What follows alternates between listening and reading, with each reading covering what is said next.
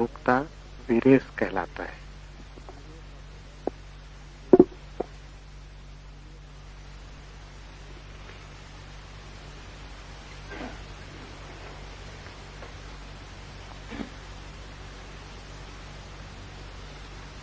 जागृत,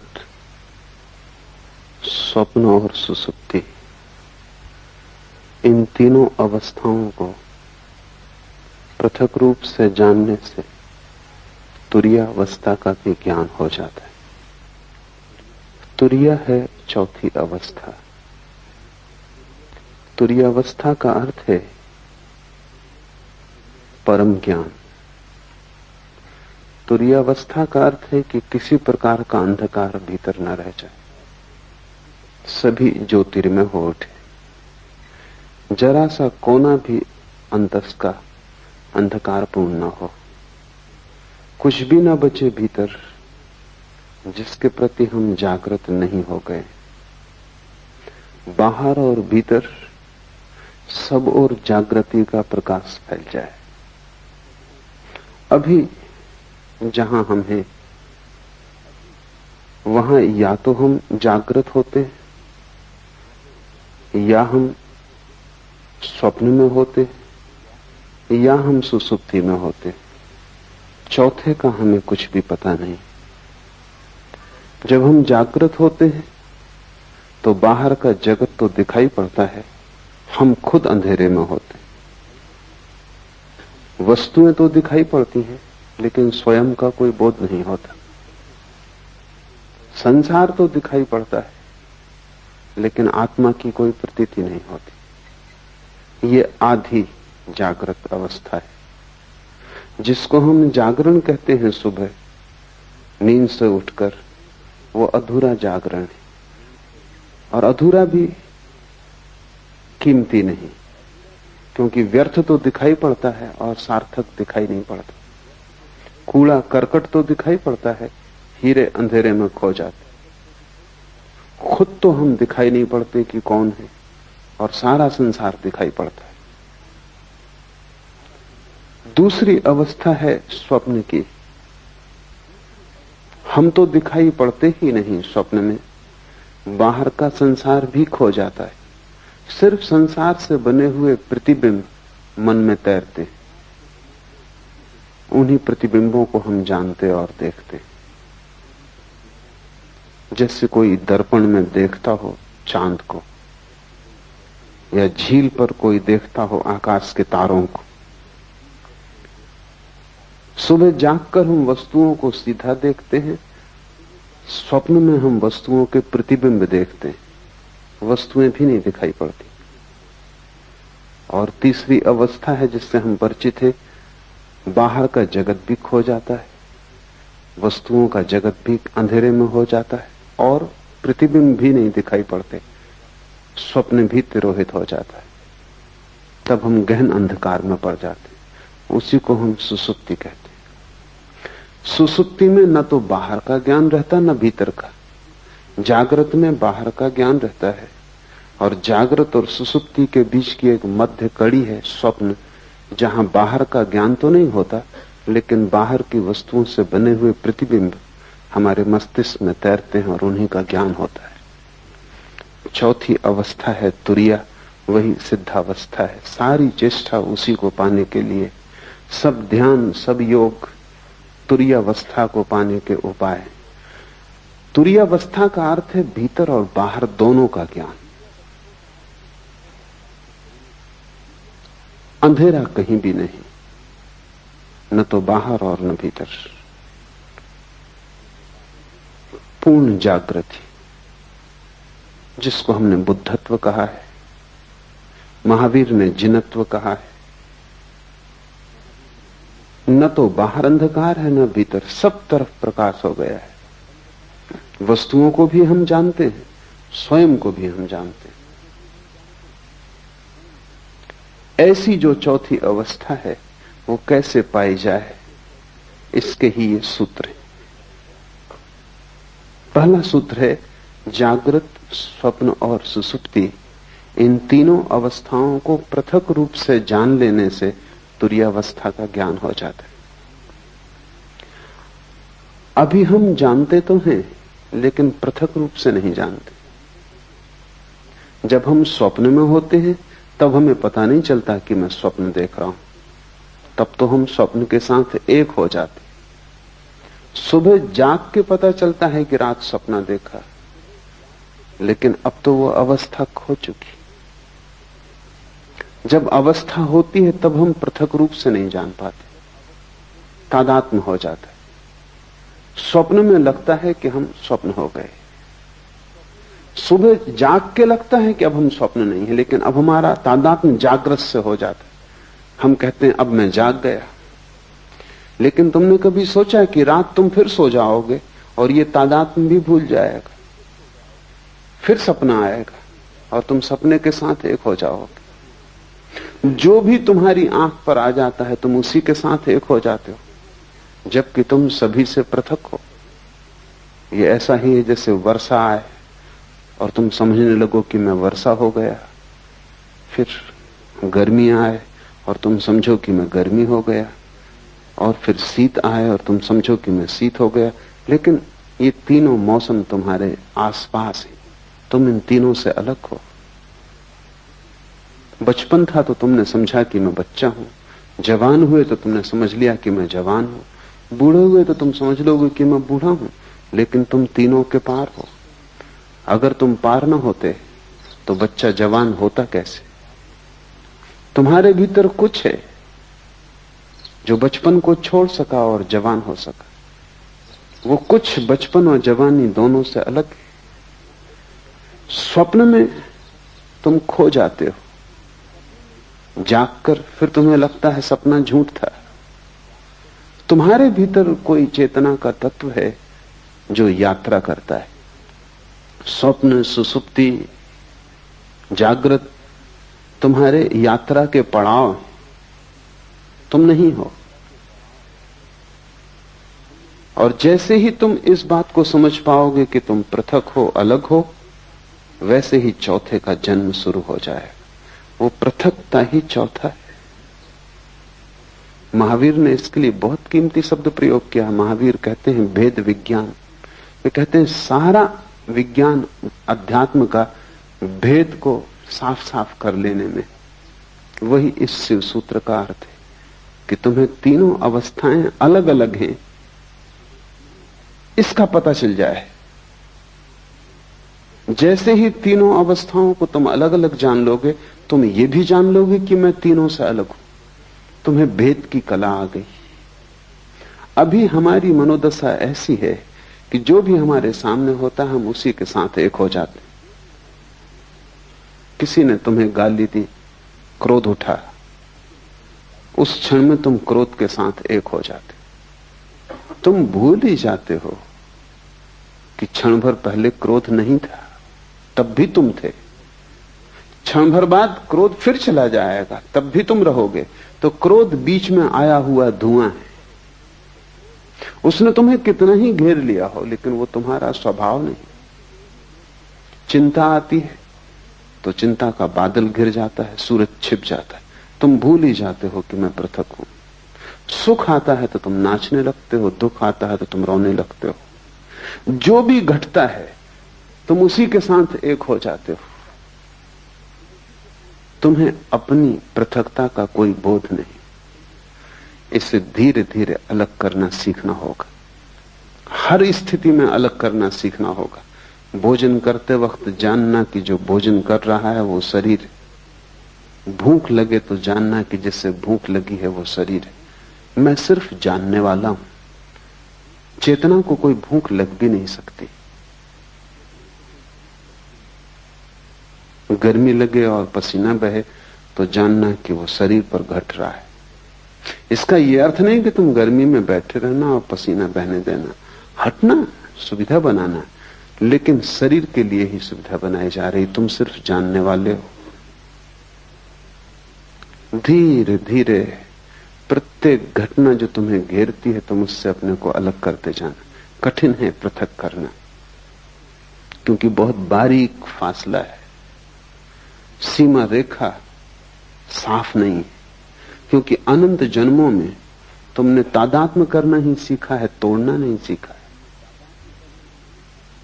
तुमने हमेशा अपने को जोड़ना सीखा है स्थितियों के साथ, तुम तोड़ने की बात ही भूल गए। इसका नाम ही बेहोशी है, ये जो तुमने जोड़ना सीख लिया है। एक सुबह मुल्ला नसरुद्दीन अस्पताल में अपने मित्र के पास बैठा। मित्र ने आंख खोली और उसने कहा कि नसरुद्दीन क्या हुआ? मुझे कुछ याद भी नहीं आता। नसरुद्दीन ने कहा कि रात तुम जरा ज्यादा पी गए और फिर तुम खिड़की पे चढ़ गए और तुमने कहा कि मैं उड़ सकता हूं, और तुम उड़ गए। 3 मंजिल मकान पर थे। घटना जाहिर है, सब हड्डियां पसलियां टूट गई। मित्र ने उठने की कोशिश की और कहा कि नसरुद्दीन, और तुम वहां थे और तुमने ये होने दिया, और तुम किस तरह के मित्र हो? नसरुद्दीन ने कहा ये बात मत उठाओ, उस समय तो मुझे भी लग रहा था कि तुम ये कर सकते हो। यही नहीं, अगर मेरे पजामे का नाड़ा थोड़ा ढीला ना होता तो मैं तुम्हारे साथ आ रहा था। वो तो कहां उड़ने में पजामा संभालूंगा, इसलिए मैं रुक गया और बच गया। तुम ही थोड़ी पी गए थे, मैं भी पी गया था। बेहोशी का अर्थ है जो भी चित्त में दशा आ जाए उसी के साथ एक हो जाना। शराबी को एक ख्याल आ गया कि उड़ सकता हूं, तो अब वो भेद नहीं कर सकता। सोचने के लिए जगह नहीं है, विवेक के लिए सुविधा नहीं है, इसी के साथ एक हो गया। तुम्हारा जीवन इसी शराबी जैसा है। माना कि तुम खिड़कियों से नहीं उड़ते, और माना कि तुम अस्पताल में नहीं पाए जाते और हड्डियां नहीं तोड़ लेते, लेकिन बहुत गौर से देखोगे तो तुम अस्पताल में ही हो, तुम्हारी सब हड्डियां टूट गई, क्योंकि तुम्हारा पूरा जीवन एक रोग है, और उस रोग में सिवाय दुख और पीड़ा के कुछ हाथ आता नहीं। सब जगह तुम गिरे हो, सब जगह तुमने अपने को तोड़ा है, और सारे तोड़ने के पीछे एक ही मूर्छा का सूत्र है कि जो भी घटता है तुम उससे फासला नहीं कर पाते। थोड़े दूर हटो, एक एक कदम लंबी यात्रा है, क्योंकि हजारों लाखों जन्मों में जिसको बनाया है उसको मिटाना भी आसान नहीं होगा, पर टूटना हो जाता है, क्योंकि वही सत्य है। तुमने जो भी बना लिया है वो असत्य है। इसलिए हिंदू इसे माया कहते हैं। माया का अर्थ है कि तुम जिस संसार में रहते हो वो झूठ है। इसका यह अर्थ नहीं कि बाहर जो वृक्ष है वो झूठ है और पर्वत जो है वो झूठ है और आकाश में चांद तारे हैं वो झूठ है, नहीं। इसका केवल इतना ही अर्थ है कि तुम्हारा जो तादात्म्य है वो झूठ है, और उसी तादात्म्य से तुम जीते हो, वही तुम्हारा संसार है। कैसे तादात्म्य टूटे? तो पहले तो जागने से शुरू करो, क्योंकि वही थोड़ी सी किरण जागरण की है। स्वप्न से तो तुम कैसे शुरू करोगे? मुश्किल होगा। और सुसुप्ति का तो तुम्हें कोई पता नहीं, वहां तो सब होश खो जाता है। जागृत से शुरू करो। साधना शुरू होती है जागृत से, वो पहला कदम। फिर दूसरा कदम है स्वप्न, और तीसरा कदम है सुसुप्ति। और जिस दिन तुम तीनों कदम पूरे कर लेते हो, चौथा कदम उठ जाता है। वो चौथा कदम है तुरीयावस्था, वो सिद्धावस्था है। जागृत से शुरू करो, क्योंकि वही रास्ता है, इसलिए उसको जागृत कहा है। वो जागृत है भी नहीं, क्योंकि कैसी जागृति जब तुम वस्तुओं में खोए हुए हो और अपने प्रति तुम्हें कोई भी होश नहीं। इसको क्या जागरण कहना? नाम मात्र को जागरण है, लेकिन इसको जागृत कहा है। ठीक जागृत तो हमने बुद्ध पुरुषों को कहा है, लेकिन ये जागरण है इस अर्थ में कि इसमें थोड़ी सी संभावना जागने की है। तो पहले तुम जागरण से शुरू करो। भूख लगे भोजन देना, लेकिन इस स्मरण को साधे रखना कि भूख शरीर को लगती है, मुझे नहीं। पैर में चोट लगे तो मलहम पट्टी करना, अस्पताल जाना, दवा लेना, लेकिन भीतर एक जागरण को साधे रखना कि चोट शरीर को लगी है, मुझे नहीं। इतने स्मरण को रखने से ही तुम पाओगे कि 99% पीड़ा तिरोहित हो गई। 99% पीड़ा इतना होश रखने से ही तिरोहित हो जाती कि जो चोट लगी है वो मुझे नहीं। इतना बोध भी तत्क्षण तुम्हारे दुख को विसर्जित कर देता है। 1% बची रहेगी क्योंकि ये बोध पूरा नहीं है। जिस दिन बोध पूरा हो जाएगा उस दिन समग्र दुख विसर्जित हो जाता है। बुद्ध ने कहा है जागृत पुरुष का दुख निरोध हो जाता है। तुम उसे दुख नहीं दे सकते, तुम उसके हाथ पैर काट सकते हो, तुम उसकी हत्या कर सकते हो, तुम उसे आग में जला सकते हो, लेकिन दुख नहीं दे सकते, क्योंकि प्रतिपल जो भी घट रहा है वो उससे अलग है। तो जागने से शुरू करो। रास्ते पे चलना जरूर, लेकिन ध्यान रखना कि तुम नहीं चल रहे हो, शरीर ही चल रहा है। तुम कभी चले भी नहीं। तुम चलोगे कैसे? आत्मा का कोई पैर है कि वो चल सके?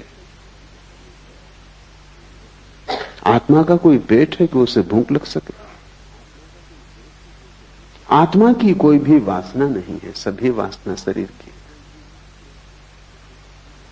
आत्मा निर्वासना है, इसलिए न चलती है न चल सकती है। तुम्हारा शरीर ही चल रहा है।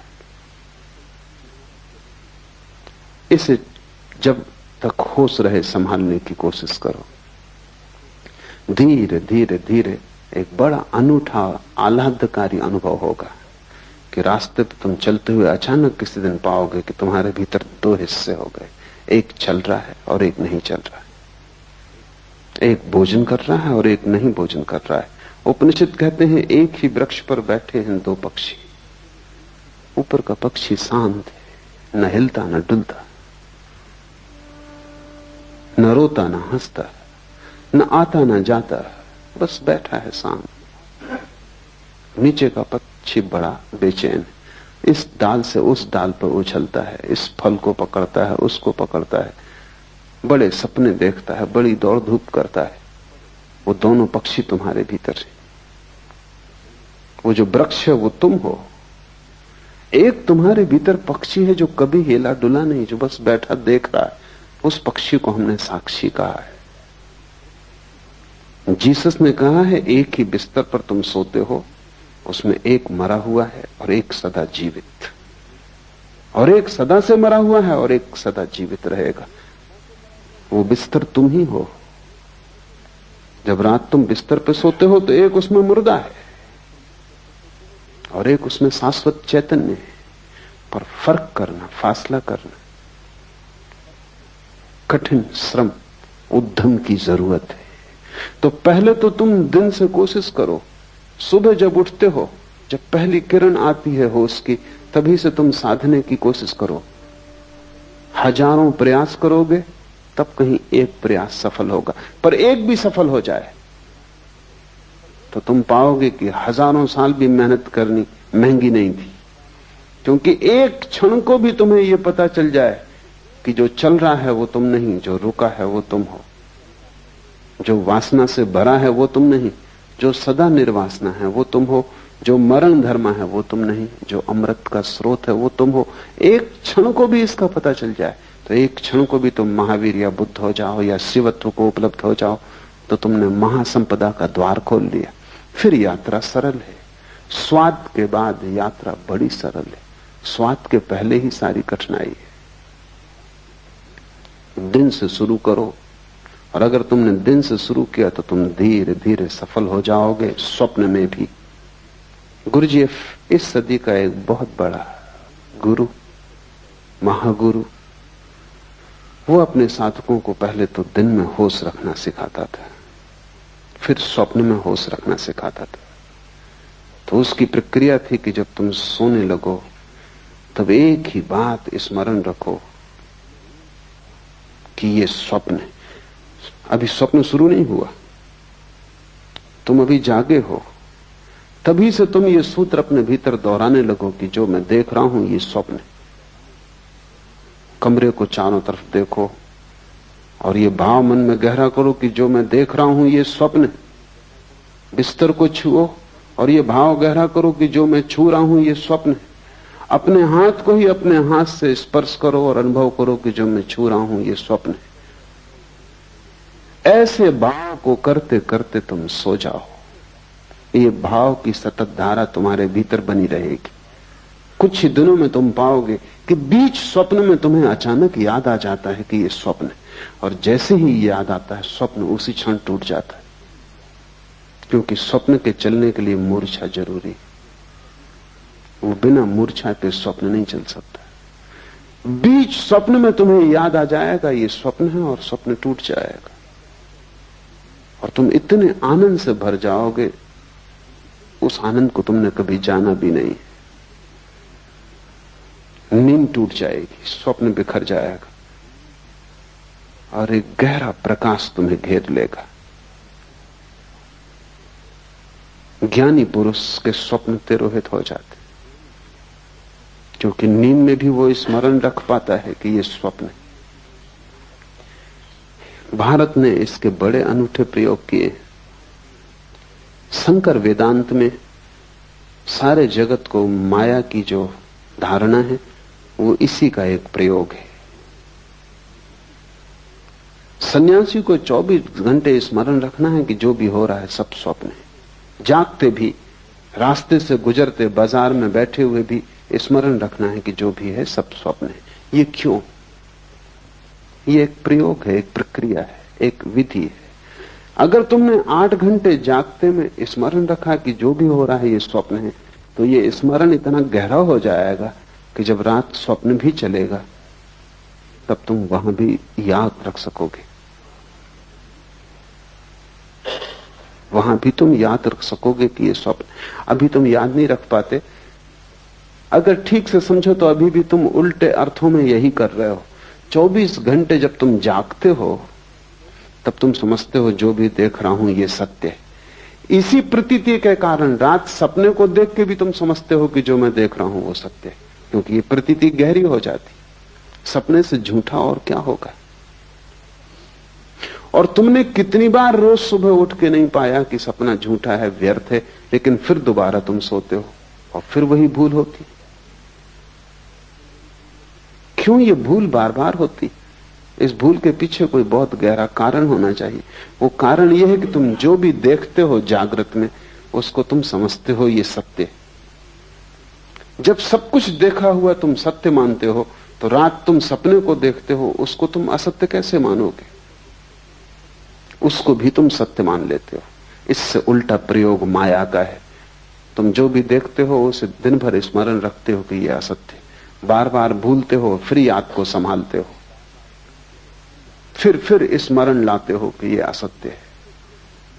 ये सब जो मैं देख रहा हूं चारों तरफ एक बड़ा नाटक है, और मैं दर्शक से ज्यादा नहीं। मैं भोगता नहीं हूं, करता नहीं हूं, सिर्फ साक्षी हूं। इस भाव को अगर तुम संभालते हो तो इसकी भीतर धारा बन जाती। तब रात सपना टूट जाता है, और जिसका सपना टूट गया उसकी बड़ी उपलब्धि है। जब सपना टूट जाए तो फिर तीसरा चरण उठाया जा सकता है।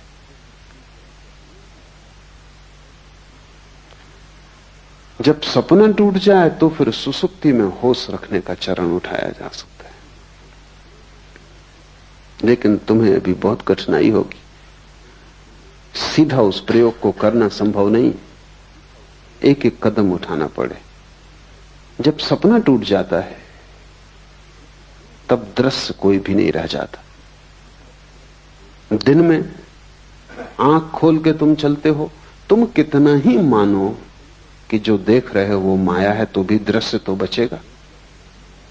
तुम कितना ही, शंकर भी कितना ही कहते हो कि माया है, तो भी दीवाल से तो निकलेंगे नहीं, निकलेंगे तो दरवाजे से ही। कितना ही कहते हो सब माया है, कंकड़ पत्थर तो नहीं खाएंगे, खाएंगे तो भोजन ही। कितना ही कहते हो माया है, फिर भी तुम होगे तभी बोलेंगे, तुम नहीं होगे तो नहीं बोलेंगे। इसलिए बाहर के जगत के साथ तुम कितनी ही मान्यता को गहन कर लो कि ये माया है, बाहर का जगत तो बना रहेगा, मिट नहीं जाएगा। कोई पत्थर मारेगा फेंक कर तो सिर टूटेगा, खून बहेगा, तुम दुखी मत होगे, तुम पीड़ा नहीं लोगे, तुम कहोगे सब माया है, तुम अपने को दूर रखोगे, लेकिन फिर भी घटना तो घटेगी। लेकिन स्वप्न में एक अनूठी बात है, वो बिल्कुल माया है, इसलिए वहां एक अनूठा प्रयोग हो जाता है। जैसे ही तुम समझते हो कि सपना माया है, सपना खो जाता है, दृश्य विलीन हो जाता है। और जब दृश्य विलीन हो जाता है तभी दृष्टा के प्रति आंख जा सकती है। जब तक दृश्य मौजूद रहता है तब तक तुम बाहर ही देखते हो, क्योंकि दृश्य आकर्षित करता रहता है। जब दृश्य खो जाता है, पर्दा खाली हो जाता, पर्दा भी नहीं रह जाता, तब तुम अकेले छूटते हो।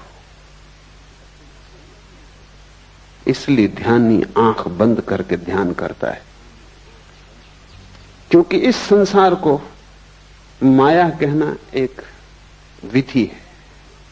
ये संसार वास्तविक है, ये तुम्हारे सोचने पर निर्भर नहीं। अगर ये स्वप्न भी है तो ब्रह्म का है, ये तुम्हारा स्वप्न नहीं है। लेकिन तुम्हारे निजी सपने हैं, वे रात में घटते हैं। इसलिए बड़ी क्रांतिकारी घटना तो तब घटती जब तुम निजी स्वप्न को तोड़ देते हो। आकाश खाली हो जाता है, वहां देखने को कुछ नहीं बचता। नाटक समाप्त हुआ, घर जाने का वक्त आ गया। अब तुम करोगे भी क्या बैठे बैठे? इस घड़ी में अचानक आंख मुड़ती है, क्योंकि बाहर कुछ भी खोजने को नहीं रह जाता, देखने को नहीं रह जाता, सोचने को नहीं रह जाता, कोई दृश्य नहीं बचता। तो जो ऊर्जा दृश्य की तरफ जाती थी वो स्वयं की तरफ मुड़ती। स्वयं की तरफ मुड़ती हुई ऊर्जा ही ध्यान है। और जैसे ही स्वयं की तरफ मुड़ती, तब तुम सुसुप्ति में भी होश रख सकते हो, क्योंकि तुम तो होते हो। संसार नहीं होता सुसुप्ति में, स्वप्न नहीं होता सुसुप्ति में, क्योंकि तुम दोनों को देखने में अटके थे, इसलिए सुसुप्ति में बेहोशी रहती थी। अब तुम्हारी अटक टूट गई, अब दृश्य से तुम्हारा कोई संबंध न रहा। अब दृश्य के बिना भी तुम हो सकते हो। अब दिया जलता है, उसकी दिए को कोई फिक्र नहीं कि दिए के प्रकाश में कोई गुजरता है या नहीं गुजरता। अब तुम्हारा जीवन भीतर की तरफ मुड़ेगा, तब तुम सुसुप्ति में जाग जाओगे। स्वप्न के टूटने पर जो प्रयोग करने का है वो ये है कि जैसे ही स्वप्न टूट जाए, आंख मत खोलना, क्योंकि आंख खोली तो जगत बाहर मौजूद है, फिर दृश्य मिल जाएगा। जब स्वप्न टूट जाए तो आंख मत खोलना, गौर से देखे चले जाना शून्य को। स्वप्न खो गया, जहां स्वप्न था अब वहां स्वप्न नहीं। तुम गौर से उस शून्य को देखे चले जाना। उस शून्य को देखने में ही तुम पाओगे कि तुम्हारी चेतना भीतर की तरफ मुड़ने लगी, अंतर्मुखी हो गई। तब तुम सुसुप्ति में भी जागे रहोगे। यही कृष्ण ने गीता में कहा है कि जब सब सो जाते हैं तब भी योगी जागता है। जो सबके लिए निद्रा है वो योगी के लिए निद्रा नहीं, वो सुसुप्ति में भी जागा हुआ है। और जब तुम तीनों को पृथक पृथक देख लेते हो तब तुम चौथे हो गए, अपने आप चौथे हो गए। तुरी का अर्थ है चौथा, द फोर्थ। उस शब्द का और कोई अर्थ नहीं, उसे कोई शब्द का अर्थ देने की जरूरत भी नहीं, बस चौथा कहना काफी है। क्योंकि सभी अर्थ उसको बांध लेंगे, सभी शब्दों से बांध लेंगे, सिर्फ इशारा काफी है, क्योंकि वो अनंत है और असीम है। जैसे ही तुम तीन के बाहर हुए तुम परमात्मा हो। इन तीन में तुम प्रविष्ट हो गए हो, इसीलिए संकीर्ण हो गए हो। ये ऐसा ही है जैसे कि तुम खुले आकाश से एक टनल में, एक बोगदे में प्रवेश कर जाओ और बोगदा छोटा होता जाए। इंद्रियों तक आते आते तुम बिल्कुल संकीर्ण हो गए हो। पीछे लौटना है।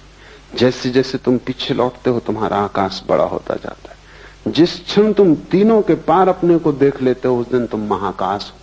उस दिन तुम परमात्मा हो। ऐसे ही जैसे कि कोई आदमी दूरबीन से देखता है आकाश को, दूरबीन का छोटा सा छेद, वो अपनी सारी आंखों को उसी पर लगा देता है, फिर दूरबीन से आंखें हटाता है, तब उसे पता चलता है कि मैं दूरबीन नहीं हूं। तुम भी आंख नहीं हो, लेकिन आंख पर तुम कई जन्मों से टिके हो। तुम कान नहीं हो, लेकिन कान से तुम कई जन्मों से सुन रहे हो। तुम हाथ नहीं हो, लेकिन हाथ से तुम कई जन्मों से छू रहे हो। बस तुम दूरबीन से बंध गए हो। तुम्हारी हालत वैसी हो गई जैसे किसी वैज्ञानिक को दूरबीन बंध गई हो। अब वो दूरबीन को आंख से बांधे हुए घूम रहा है।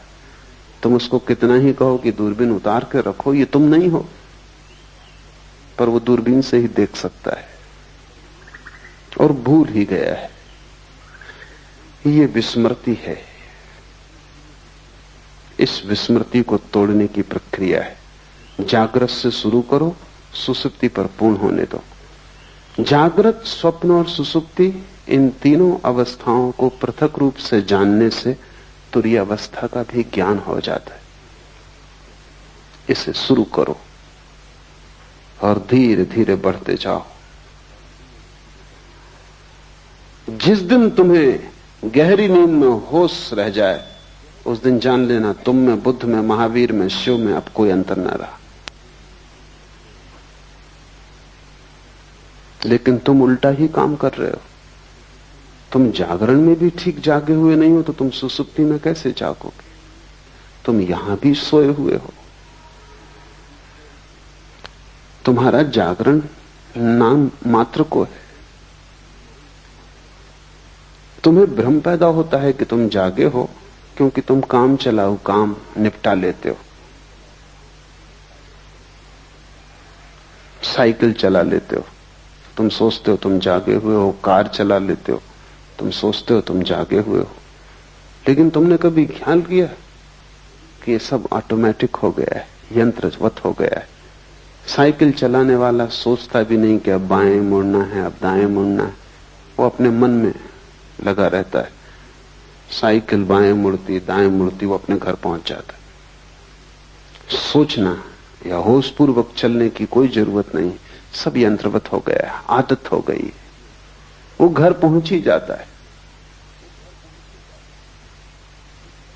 कार चलाने वाला चलाता जाता है, कोई जरूरत नहीं है उसको कि वो जागे।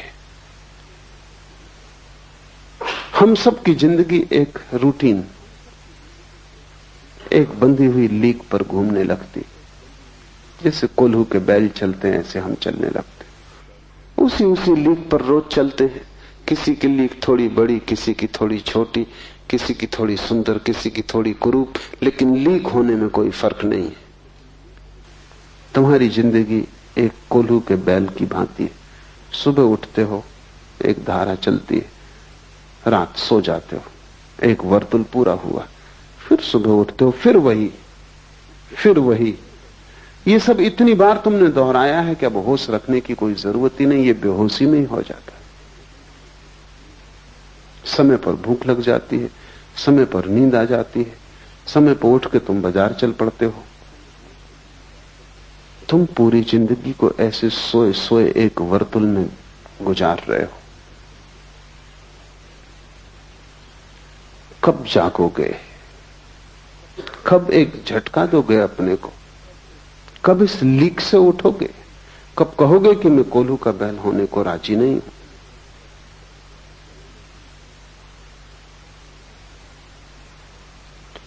जिस दिन तुम्हें झटका देने का ख्याल आ जाएगा, उसी दिन से परमात्मा की यात्रा शुरू हो जाती। मंदिर जाने से तुम धार्मिक नहीं होते, क्योंकि वो भी तुम्हारी कोल्हू की लीक का हिस्सा है। तुम वहां भी चले जाते हो,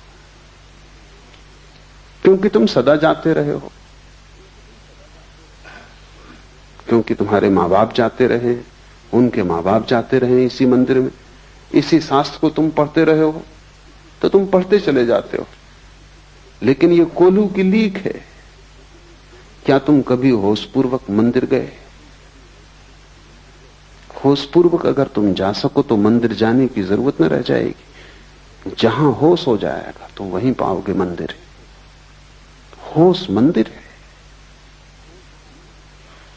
लेकिन ईसाई चला जा रहा है चर्च की तरफ, सिख चला जा रहा है गुरुद्वारा की तरफ, हिंदू चला जा रहा है मंदिर की तरफ, बंधे हुए अपनी अपनी लीक पर।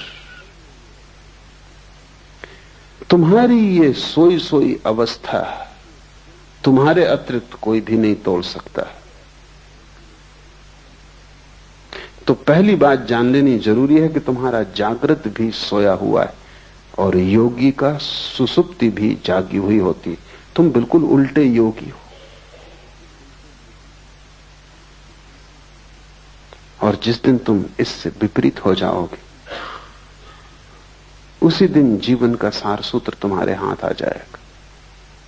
तीनों को अलग अलग जान लो तो जानने वाला तीनों से अलग हो जाता है। तुम मात्र ज्ञान हो, इसके अतिरिक्त कुछ भी नहीं। तुम सिर्फ होश मात्र हो, लेकिन तीनों से अपने को तोड़ो। पढ़ता था मैं एक सूफी फकीर के संबंध में, जुन्नत के बाबत। कोई उसे गाली दे जाता तो वो कहता कि कल आके उत्तर दूंगा। कल जाके कहता कि अब उत्तर की कोई जरूरत नहीं। तो आदमी पूछता कि कल मैंने गाली दी, कल तुमने क्यों उत्तर न दिया? कि तुम अनूठे आदमी हो, गाली किसी को दो तो वो उसी वक्त उत्तर देता, क्षण भर नहीं रुकता। जुन्नद ने कहा कि मेरे गुरु ने कहा है कि अगर जल्दी की तो मूर्छा हो जाती, तो थोड़ा वक्त देना। कोई गाली दे उसी वक्त अगर उत्तर दिया तो उत्तर मूर्छा में दिया जाएगा, क्योंकि गाली तुम्हें घेरे होगी, उसका ताप तुम्हें पकड़े होगा, उसका धुआं अभी आंखों में होगा। थोड़ा बादल को गुजर जाने दो, 24 घंटे का वक्त दो, फिर उत्तर देना। और जुन्नैद कहता कि मेरा गुरु बहुत चालबाज आदमी था, क्योंकि जब से मैं उत्तर ही नहीं दे पाया। 24 घंटा कोई रुक जाए क्रोध करने को तो तुम सोचते हो क्रोध कर पाएगा? 24 मिनट भी रुक जाए तो क्रोध असंभव है, 24 सेकंड रुक जाए तो क्रोध असंभव है। सच तो यह है कि 1 सेकंड भी अगर रुक जाए और देख ले तो क्रोध असंभव है। लेकिन तुम रुकते ही नहीं। उधर किसी ने गाली दी, जैसे किसी ने बिजली का बटन दबाया, इधर तुम्हारा पंखा चला। इसमें रत्ती भर का फासला नहीं है, इसमें जरा सी भी संद नहीं है, और तुम सोचते हो कि तुम बड़े होशपूर्ण हो। तुम मालिक भी नहीं हो अपने। बेहोश आदमी अपना मालिक हो भी नहीं सकता। कोई भी बटन दबाता है और तुम्हें चलाता है। कोई आया, तुम्हारी खुशामद की और तुम खिलखिला गए, गदगद हो गए।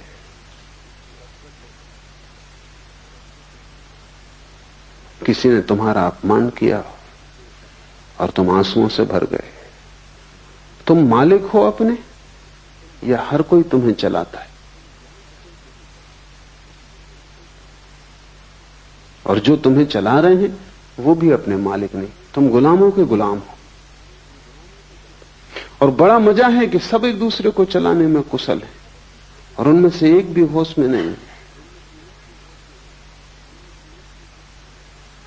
इससे बड़ा और कोई अपमान नहीं हो सकता आत्मा का कि हर कोई तुम्हें चलाता है। मुल्ला नसरुद्दीन एक दफ्तर में काम करता था। सभी नाराज थे उसके काम से, क्योंकि काम तो कुछ था ही नहीं। या तो वो सोया रहता या झपकी खाता रहता। आखिर दफ्तर के लोग परेशान इतने हो गए कि धीरे धीरे लोगों ने उसको कहना भी शुरू कर दिया। मालिक ने भी कहा, डांटा डपटा भी, लेकिन उसमें कुछ फर्क ना हुआ।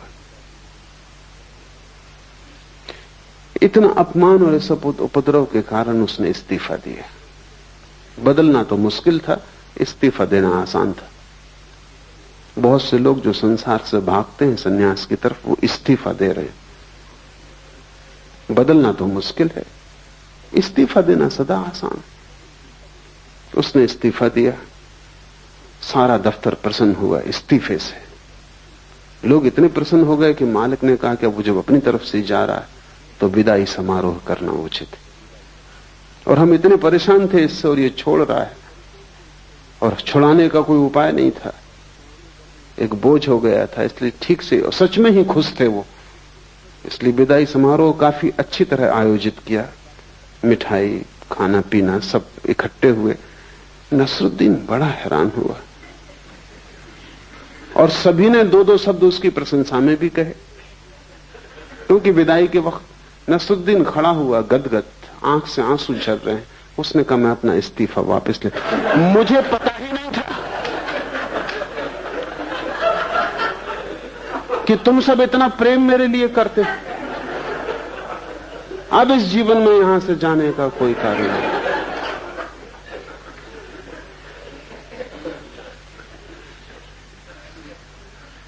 हम संचालित हो रहे हैं, और अक्सर यह होता है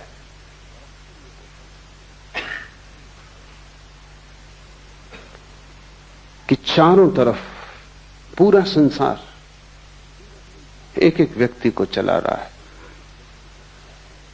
और मौसम चारों तरफ बदलता रहता है, हजारों तरह के लोग हैं। इसलिए तुम्हारे भीतर एक गहरा विभ्रम और एक कंफ्यूजन है, होगा ही, क्योंकि तुम एक से चालित नहीं हो। एक से चालित तो वही है जो भीतर जागा हुआ है। उसकी जिंदगी में एक स्पष्टता होगी, निरभ्रता होगी, उसके जीवन में एक सफाई होगी, एक निर्णय होगा, उसके जीवन में एक दिशा होगी।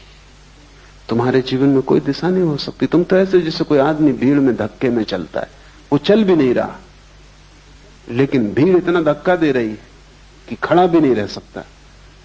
कोई बाएं धक्का देता है तो वो बाएं चला जाता है, कोई दाएं धक्का देता है तो वो दाएं चला जाता है। तुम्हारी पूरी जिंदगी भीड़ में चलती हुई है। तुम गौर से देखो, समझ में आ जाएगा। कोई कुछ कह रहा है वो तुम करते हो, फिर कोई कुछ और कहता है वो तुम करते हो, फिर तुम्हारे भीतर इतने विरोधाभास हो जाते।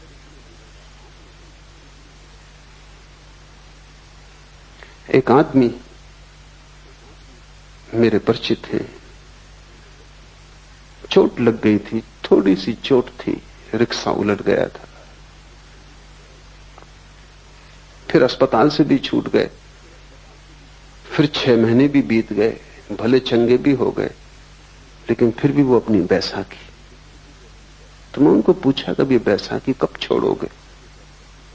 कहते छोड़ना तो मैं भी चाहता हूं, मेरा डॉक्टर कहता है बेकार है, लेकिन मेरा वकील कहता है अभी रखो, जब तक मुकदमा तय न हो जाए। तो किसकी सुनूं? तुम्हारा वकील कुछ कहता है, तुम्हारा डॉक्टर कुछ कहता है, पत्नी कुछ कहती, पति कुछ कहता, बेटा कुछ कहता, बाप कुछ कहता।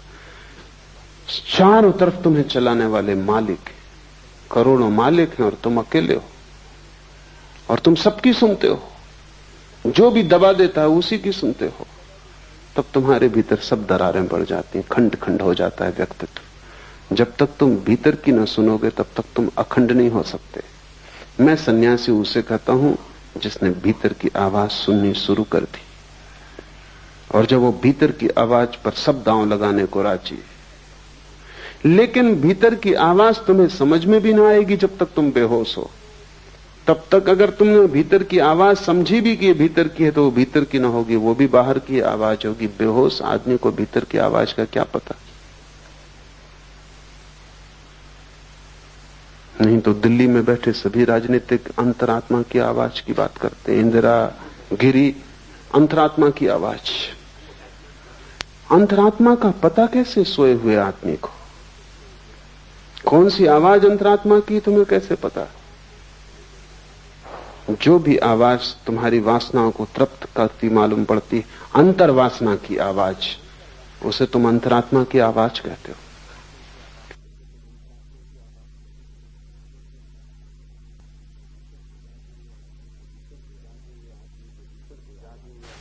सिर्फ जागे हुए आदमी के भीतर कोई आवाज होती, और वो आवाज तुम्हें मिल जाए तो तुम्हारे जीवन में सब जो कलुष है, वो जो उपद्रव है, वो 1000 तरह के विक्षिप्त स्वर हैं कि तुम एक भीड़ हो गए हो, एक व्यक्ति नहीं।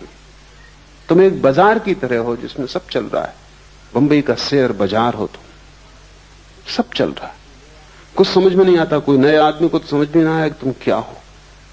कोई कुछ चिल्ला रहा है, कोई कुछ चिल्ला रहा है, सब तरह की आवाजें, तुम्हारी आवाज बिल्कुल खो गई है।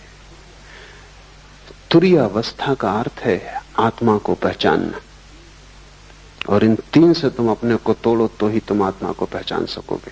छोटे छोटे प्रयोग शुरू करो। क्रोध आए, रुको, जल्दी क्या है। घृणा आए, थोड़ा रुको, थोड़ा संधि काल चाहिए, तभी उत्तर दो जबकि तुम होश में आ जाओ। उसके पहले उत्तर मत दो, और तुम पाओगे तुम्हारी जिंदगी से पाप खोना शुरू हो गया, गलत अपने आप विसर्जित होने लगा। तुम अचानक पाओगे कि अब क्रोध का उत्तर देने की कोई जरूरत न रही। यह भी हो सकता है कि जिसने तुम्हारा अपमान किया था तुम उसे धन्यवाद देने भी जाओ, क्योंकि उसने भी तुम्हारा उपकार किया है, तुम्हें एक जागने का मौका दिया है। कबीर ने कहा है, निंदक नीरे राखिए आंगन कुटी छबाए। वो जो तुम्हारी निंदा कर रहा है उसे तुम पास में ही संभाल के इंतजाम कर दो, उसको घर में ही ठहरा लो, क्योंकि वो तुम्हें जागने का मौका देगा। जो तुम्हें मूर्छित होने का मौका देता है, अगर तुम चाहो तो उसी मौके को तुम जागरण की भी सीढ़ी बना सकते हो।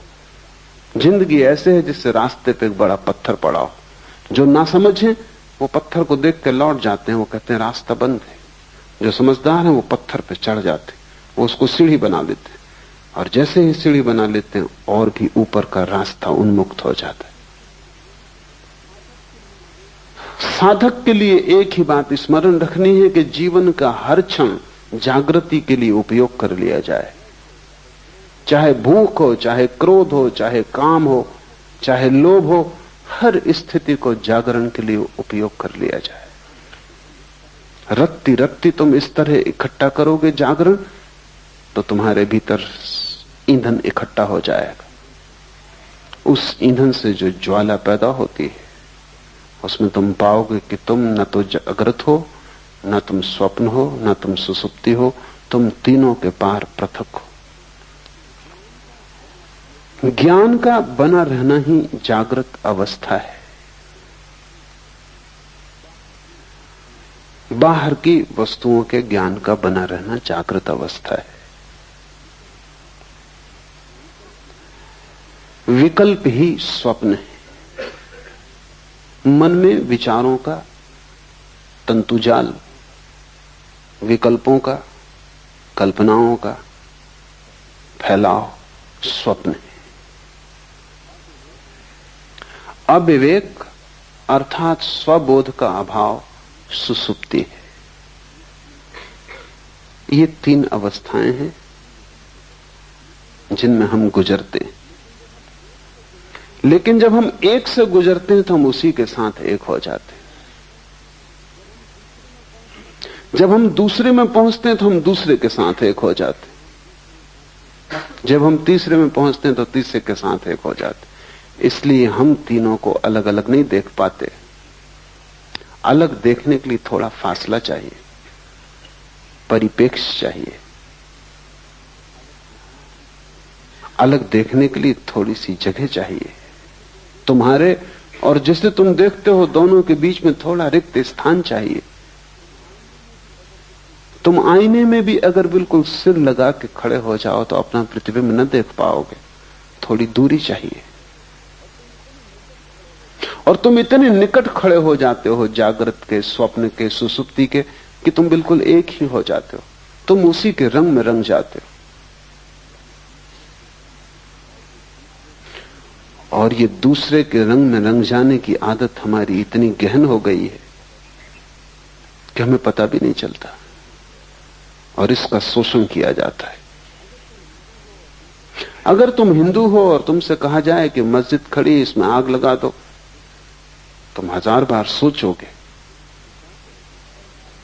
विचार करोगे कि ये क्या उचित है। और मस्जिद भी उसी परमात्मा के लिए समर्पित है। ढंग होगा और सीढ़ी का रंग होगा और रास्ते की व्यवस्था होगी और, लेकिन मंजिल वही है। लेकिन हिंदुओं की एक भीड़ मंदिर मस्जिद को आग लगाने जा रही हो, तुम उस भीड़ में हो, तब तुम नहीं सोचते, क्योंकि तुम भीड़ के रंग में रंग जाते, तब तुम मस्जिद को जला दोगे। और बाद में कोई अगर तुमसे पूछेगा कि तुम ये कैसे कर सके, तो तुम भी सोचोगे और कहोगे कि आश्चर्य है कि मैं कैसे कर सका, अकेले तुम ये ना कर पाते। लेकिन भीड़ में तुम क्यों खो गए? क्योंकि खोने की तुम्हारी आदत है। कोई मुसलमान इतना बुरा नहीं है अकेले में जितना भीड़ के साथ बुरा होता है। कोई हिंदू इतना बुरा नहीं है अकेले में जितना भीड़ के साथ बुरा होता है। किसी अकेले आदमी ने इतने पाप नहीं किए जितने भीड़ ने पाप किए। क्यों? क्योंकि भीड़ तुम्हें रंग देती, तुम भीड़ के रंग में एक हो जाते। अगर भीड़ क्रोध से भरी है, तुम अचानक पाते हो तुम्हारे भीतर क्रोध जग रहा है। अगर भीड़ रो रही है, चीख रही, चिल्ला रही, तो तुम रोने, चीखने, चिल्लाने लगते हो। अगर भीड़ प्रसन्न है, तुम अपना दुख भूल जाते हो और प्रसन्न हो जाते हो। ख्याल करो, तुम किसी के घर गए हो, कोई मर गया है, वहां अनेक लोग रो रहे हैं, अचानक तुम पाते हो तुम्हारे भीतर भी रुदन उठा आ रहा है। शायद तुम सोचते होगे कि तुम बड़े करुणावान हो, शायद तुम सोचते हो कि तुम बड़ी दया और प्रेम से भरे हुए व्यक्ति हो, शायद तुम सोचते हो कि सहानुभूति के कारण ये आंसू आ रहे हैं, तो तुम गलती में हो। क्योंकि घर भी तुमने ये खबर सुनी थी कि वो आदमी मर गया, तब तुम्हें कुछ भी ना हुआ था, क्योंकि तुम अकेले थे। तब तुमने सोचा होगा कि ठीक है, मरना जीना लगा ही रहता है। बजाय इसके कि ये आदमी मर गया, इससे तुम्हें दुख होता, तुम्हें यही झंझट आई होगी कि अब जाना पड़ेगा और संवेदना प्रकट करनी पड़ेगी। और 25 दूसरे काम थे, अब एक और उपद्रव बीच में आ गया। और ये आदमी था ही ऐसा, बेवक्त मरा, कोई वक्त था आज मरने का। ये तुम्हारे विचार रहे होंगे। लेकिन तुम जब घर में पहुंचोगे और वहां तुम लोगों को रोते देखोगे, भीड़ जब वहां दुखी हो रही होगी, तुम अचानक पाओगे तुम्हारे भीतर भी बड़े भाव उठ। ये भाव 2 कौड़ी के और खतरनाक है, क्योंकि भीड़ तुम्हें रंगे दे रही है। तुम अपने को बचाना। ऐसी सहानुभूति किसी मतलब की नहीं जो भीड़ से आती हो, जो तुम्हारे हृदय से ना आती हो। तुमने देखा कि दुखी, बेचैन, परेशान लोग भी होली के हुल्लड़ में बड़े आनंदित दिखाई पड़ने लगते। वो भी नाचने गाने लगते, गुलाल उड़ाने लगते।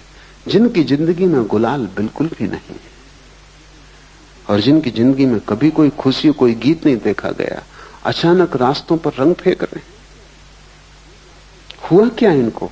यही आदमी कल चला जा रहा था, मरा मरा, इसका पैर नहीं उठ रहा था, इसकी जिंदगी ऐसी थी जैसे सुसुप्त, और यही आदमी आज नाच रहा है। भीड़ ने रंग दिया ऐसे। साधक को भीड़ से सावधान होना चाहिए। तुम अपनी आवाज खोजो, अपना स्वर खोजो। भीड़ तुम्हें सदा से धक्के दे रही है और तुम भीड़ के साथ, जो भीड़ तुम्हें बनाती है वही तुम हो जाते हो। ये क्यों हो पाता है? ये इसलिए हो पाता है कि तुम पृथकता अपनी अनुभव नहीं करते, और जहां भी तुम्हें अपनी पृथकता खोने का मौका मिलता है, तुम तत्क्षण खो देते हो। तुम उधार बैठे हो कि कहीं भी डूब जाओ। नींद आई तो नींद में डूब गए, जागृत आया तो जागृत में डूब गए, स्वप्न आया तो स्वप्न में डूब गए। लोग दुखी हैं तो तुम दुखी हो गए, लोग सुखी हैं तो तुम सुखी हो गए। तुम हो या सिर्फ तुम एक डूबने का बिंदु हो? तुम्हारा कोई अस्तित्व है? तुम्हारा कोई केंद्र है? उस केंद्र का नाम ही आत्मा है। अपने अस्तित्व को जगाओ, डूबने से बचो। इसलिए सारे धर्म शराब के विरोध में। शराब में ऐसी कोई खराबी नहीं, लेकिन सभी धर्म विरोध में। कारण कुल इतना ही है कि वो डूबने का रास्ता है। सभी धर्म जगाने के पक्ष में। और जो आदमी शराब पी रहा है वो डूब रहा है। जो जो चीजें डुबाती हैं तुम्हें, जिन जिन चीजों से तुम और भी ज्यादा मूर्छित होते हो, तुम वैसे ही काफी मूर्छित हो।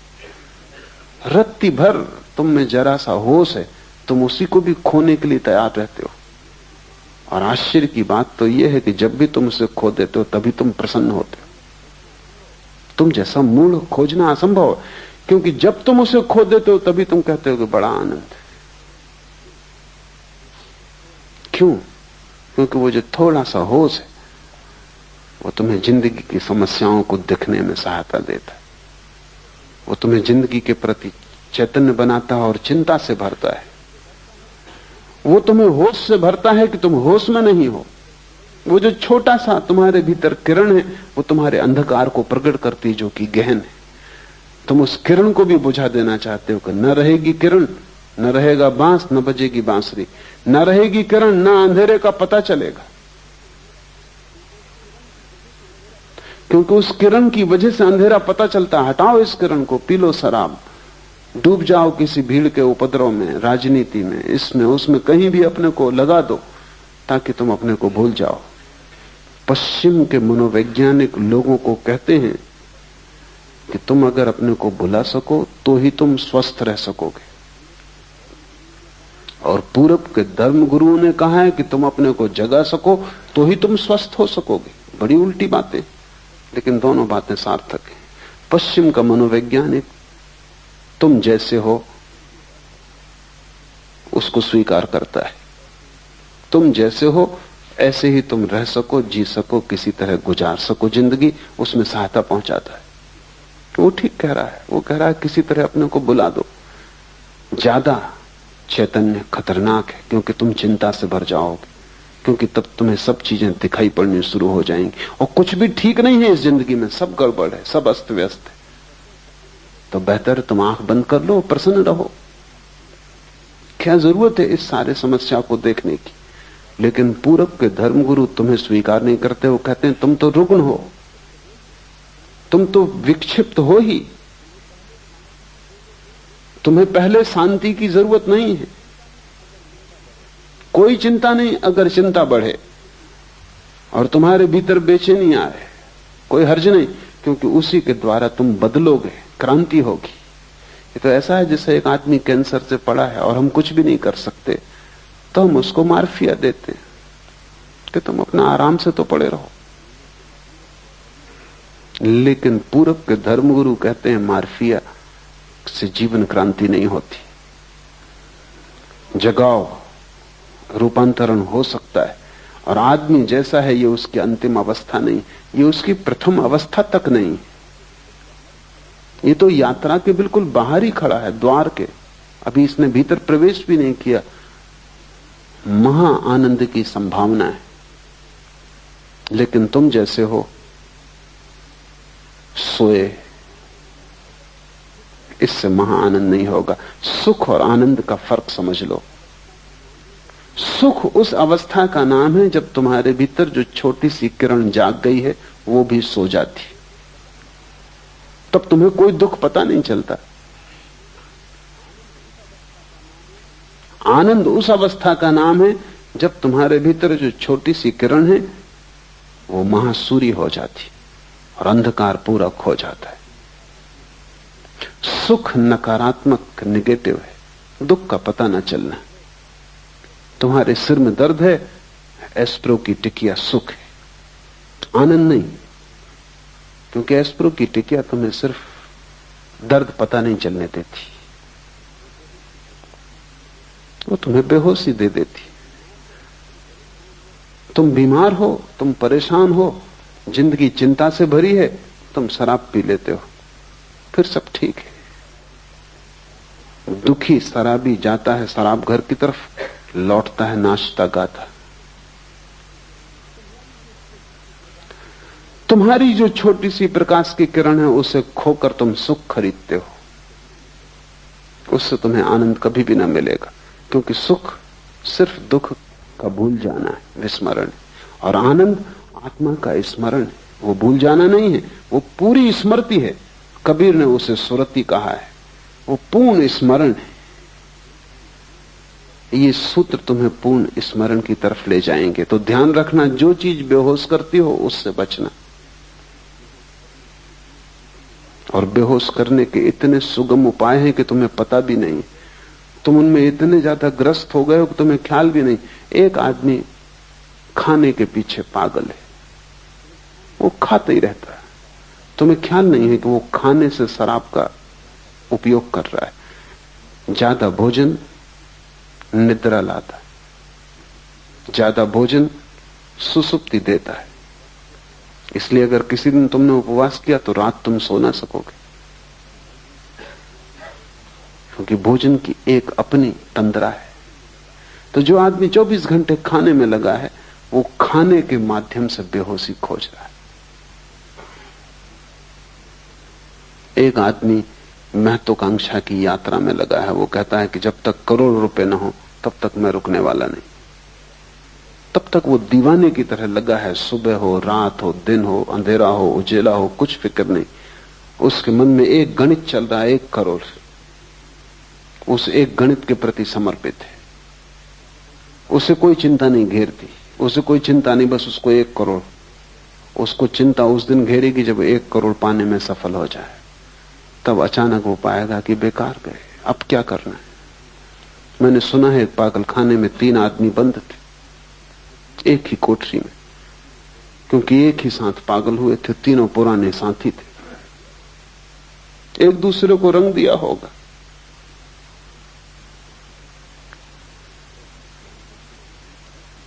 एक मनोवैज्ञानिक उनका अध्ययन करने आया था, तो उसने पागलखाने के डॉक्टर को पूछा कि इसमें नंबर 1 की क्या तकलीफ है। उसने कहा, ये नंबर 1 एक रस्सी में लगी हुई गांठ को खोलने का उपाय कर रहा था और खोल नहीं पाया, उसी में पागल हुआ। और ये दूसरा क्या कर रहा था कि ये भी वही गांठ खोल रहा था रस्सी में लगी, और खोलने में सफल हो गया और इसीलिए पागल हुआ। वो मनोवैज्ञानिक थोड़ा हैरान हुआ। उसने कहा, ये तीसरे सज्जन? उसने कहा, ये वो सज्जन है जिनने गांठ लगाई थी।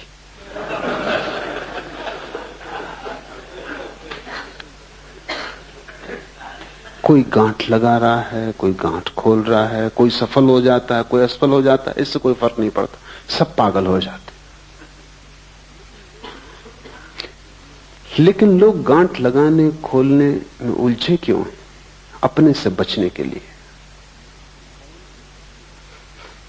स्वयं से बचने की तरकीबें, नहीं तो स्वयं का सामना करना पड़ेगा। न कोई महत्वाकांक्षा है, न दिल्ली जाना है, न कोई राजनीति करनी है, न कोई चुनाव लड़ना है, न धन कमाने का कोई पागलपन है। फिर आप अपने से कैसे बचोगे? फिर कहीं ना कहीं खुद से मिलना हो जाएगा। वो भय कि कहीं खुद से मिलना ना हो जाए, उससे हाथ पैर कपते।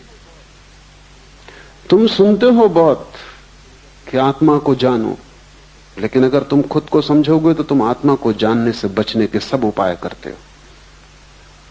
कहते हैं बुद्ध पुरुष कि आत्मा को जानने से महा आनंद की वर्षा होती, अमृत बरसता है। कबीर कहते हैं कि बादल गरजते हैं अमृत के और अमृत बरसता है। लेकिन ये घटना बहुत अंत में घटती, पहले तो बहुत दुख से गुजरना पड़ता है। क्योंकि तुमने जितने धोखे दिए हैं जिंदगी में, अनंत जन्मों में, उन सब धोखों को तोड़ना पड़ेगा। और हर धोखे के तोड़ने में दुख होता है, हर धोखे को तोड़ने में दुख होता है। क्योंकि धोखे ने एक मधुरता दी थी, एक नींद दी थी, एक बेहोशी दी थी। अब उसको तोड़ो, और बिना उनको तोड़े तुम पहुंच ना पाओगे उस जगह जहां आकाश अमृत के बादलों से भर जाता है और जहां आनंद की वर्षा होती। वो बीच का मार्ग ही तपश्चर्या है। जागने से शुरू करो तुम्हारे तप को, फिर स्वप्न में ले जाओ, फिर सुसुप्ति में ले जाओ। विकल्प स्वप्न है, चित्त का विकल्पों से भरे रहना स्वप्न की दशा है। तो ये मत सोचना कि तुम रात में ही सपना देखते हो, तुम दिन में भी देखते रहते हो। जरूरी नहीं कि तुम यहां बैठे हो तो तुम यहां बैठे हो सकता है तुम मुझे सुन भी रहे हो और सपना भी देख रहे हो।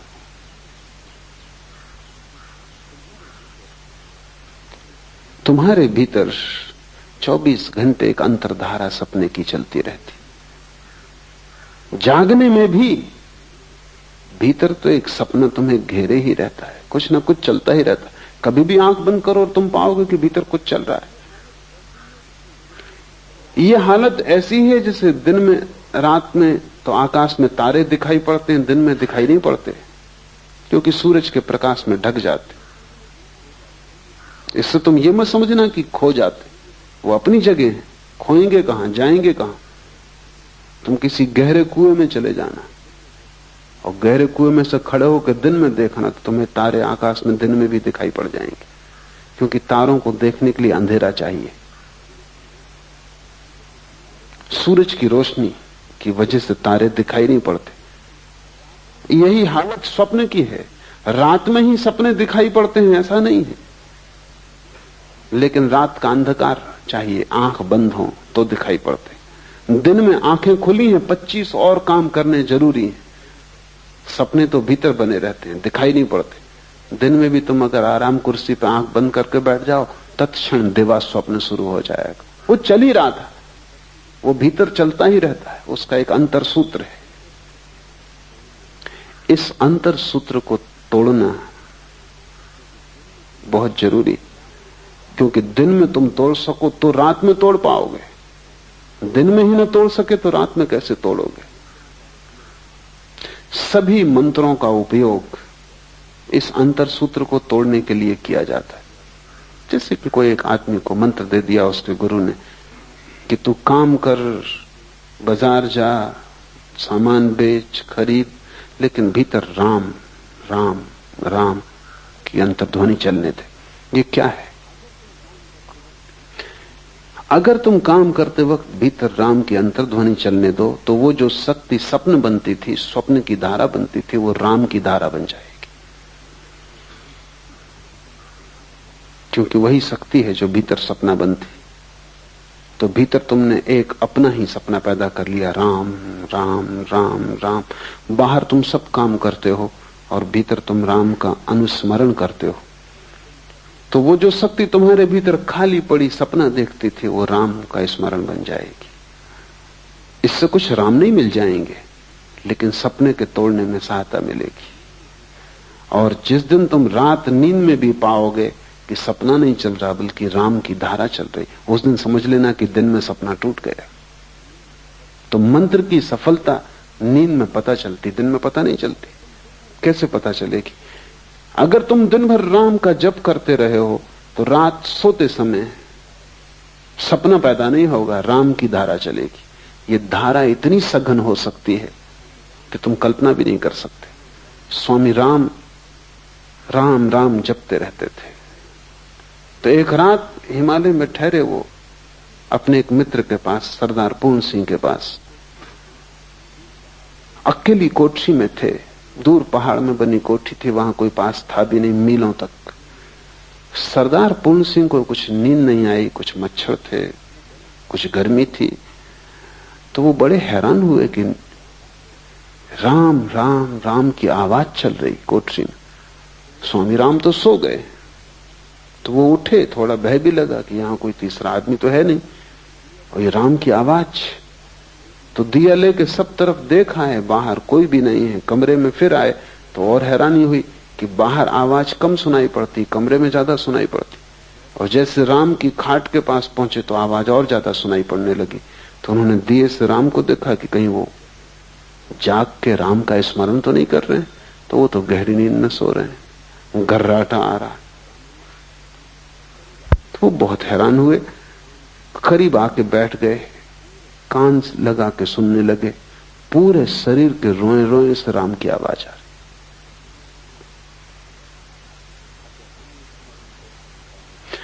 अगर अनुस्मरण बहुत गहरा हो जाए तो यह घटना घटती, क्योंकि सपने में बड़ी ऊर्जा नष्ट हो रही। तुम्हारे सपने मुफ्त तुम्हें नहीं मिले, उनमें है कुछ भी नहीं, लेकिन कीमत बहुत चुकानी पड़ी, क्योंकि रात भर तुम सपना देखते हो। अभी सपने पर बड़ी वैज्ञानिक शोध होती है। तो वैज्ञानिक कहते हैं कि रात में हर आदमी, साधारण स्वस्थ आदमी, कम से कम 8 सपने देखता है, और एक सपने का अंतराल करीब करीब 15 मिनट का होता है। एक सपना 15 मिनट, तो 8 सपने का मतलब हुआ कि कम से कम 2 घंटे रात सपना देखा जा रहा है। और ये बिल्कुल सामान्य स्वस्थ आदमी जिसमें कोई मानसिक विकार नहीं, ऐसा आदमी खोजना मुश्किल है। आम आदमी तो रात के 8 घंटे की नींद में करीब करीब 6 घंटे सपना देखता है। ये 6 घंटे जो सतत सपने की धारा भीतर चल रही है, इसमें तुम्हारी शक्ति नष्ट हो रही है। ये मुफ्त नहीं है, ये तुम खरीद रहे हो अपने जीवन को देकर। मंत्र इस शक्ति को राम में केंद्रित कर लेता है, या कृष्ण में, या क्राइस्ट में, या ओंकार में, कोई भी शब्द काम दे देगा। कोई जरूरत नहीं भगवान का नाम, खुद का नाम भी अगर तुमने दोहराया तो काम दे देगा। अंग्रेज कवि हुआ टेनिसन, उसने अपने संस्मरण में लिखा है कि मुझे बचपन से ही न मालूम कैसे ये हो गया कि जब मुझे नींद ना आती थी तो मैं अपने को जोर जोर से कहता था टेनिसन टेनिसन टेनिसन, और मुझे नींद आ जाती। फिर मुझे तरकीब हाथ पड़ गई कि जब भी मैं बेचैन होता तो मैं भीतर कहता टेनिसन टेनिसन टेनिसन, मेरी बेचैनी खो जाती। फिर मैंने इसका मंत्र बना लिया। अपना ही नाम भी अगर तुम लोगे तो उतना ही लाभ हो सकता है, हालांकि होगा नहीं, क्योंकि तुम्हें अपने नाम पर उतना भरोसा नहीं हो सकता। बाकी फर्क कुछ भी नहीं, राम कहो रहीम कहो, उससे कोई फर्क नहीं पड़ता। कोई भी नाम हो, उससे कोई फर्क नहीं पड़ता। सवाल नाम का नहीं, शब्द सभी एक जैसे, और सभी नाम परमात्मा के। तुम्हारा नाम भी, कोई भी एक शब्द को पकड़ के अगर दोहराया जाए तो उसका एक संगीत भीतर पैदा हो जाता है, एक ध्वनि पैदा हो जाती। उस ध्वनि में स्वप्न की जो ऊर्जा है वो लीन हो जाती। मंत्र स्वप्नों को नष्ट करने के उपाय हैं। उनसे कोई परमात्मा को नहीं पाता, लेकिन स्वप्न को नष्ट करना परमात्मा को पाने के मार्ग पर बड़ा कदम है। मंत्र एक प्रक्रिया है, एक विधि है, एक औजार है, एक हथौड़ी है, जिससे हम सपनों को चकनाचूर कर देते हैं। और सपने भी क्या है, शब्द हैं, इसलिए शब्दों की हथौड़ी उन्हें चकनाचूर कर सकती है। उनके लिए कोई लोहे की असली हथौड़ी भीतर ले जाने की जरूरत भी नहीं। नकली है, नकली हथौड़ी काम कर देगी। नकली बीमारी के लिए असली दवाई हमेशा खतरनाक है। नकली बीमारी के लिए नकली दवाई ही उचित होती, क्योंकि वही उसको नष्ट कर सकती है। स्वप्न क्या है, विकल्प है। और मंत्र क्या है, मंत्र संकल्प है। वो भी विकल्प का ही एक रूप है, लेकिन स्वप्न बदलते हुए हैं, क्षणभंगुर है। मंत्र सतत है और एक ही है। धीरे धीरे सभी स्वप्नों की ऊर्जा मंत्र में लीन हो जाती। और जिस दिन रात्रि में नींद में भी स्वप्न ना आए, मंत्र चलने लगे, तुम समझना कि तुमने स्वप्न पर विजय पा ली। तुम समझना कि तुम्हारा सपना टूटा, सत्य शुरू हुआ। उसके बाद सुसुप्ति में प्रवेश हो सकता है। लेकिन तुम उल्टा ही कर रहे हो, तुम विकल्पों को शक्ति देते हो।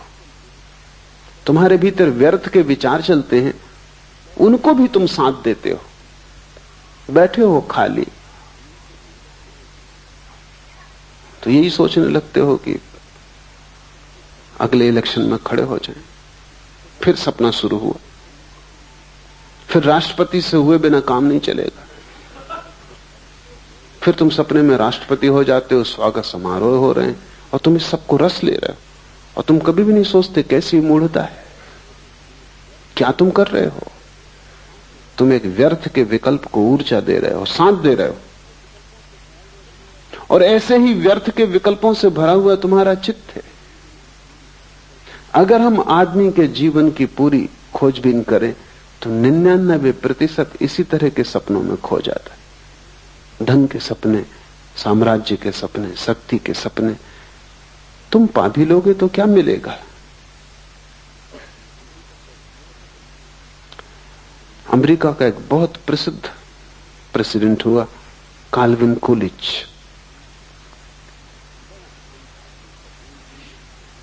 बड़ा शांत आदमी था, भूल से ही वो राष्ट्रपति हो गया, क्योंकि उतने शांत आदमी उतनी अशांत जगहों तक पहुंच नहीं सकते। वहां पहुंचने के लिए बिल्कुल पागल दौड़ चाहिए। वहां जो जितना ज्यादा पागल, वो छोटे पागलों को दबा के आगे निकल जाता। कूलिच कैसे पहुंच गया, ये चमत्कार है। वो बिल्कुल शांत आदमी था, न बोलता न चालता। कहते हैं किसी किसी दिन ऐसा हो जाता कि 10-5 शब्दों से ज्यादा ना बोलता।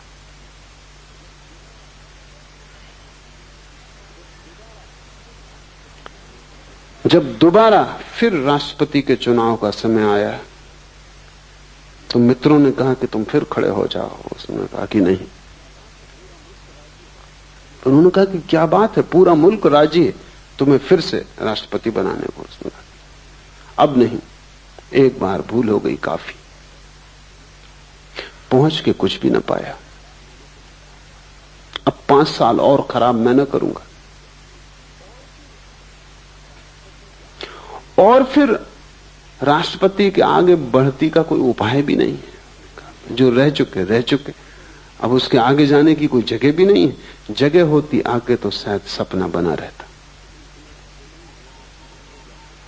इसलिए तुम्हें पता नहीं, जो लोग सफल हो जाते हैं सपनों में, उनसे ज्यादा असफल आदमी खोजना मुश्किल है।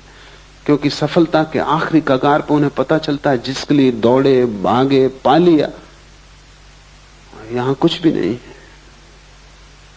यद्यपि अपनी मूढ़ता छिपाने को वो पीछे जो लोग अभी भी दौड़ रहे हैं उनकी तरफ देख कर मुस्कुराते रहते हैं, हाथ हिलाते रहते हैं, विजय का प्रतीक बताते रहते हैं।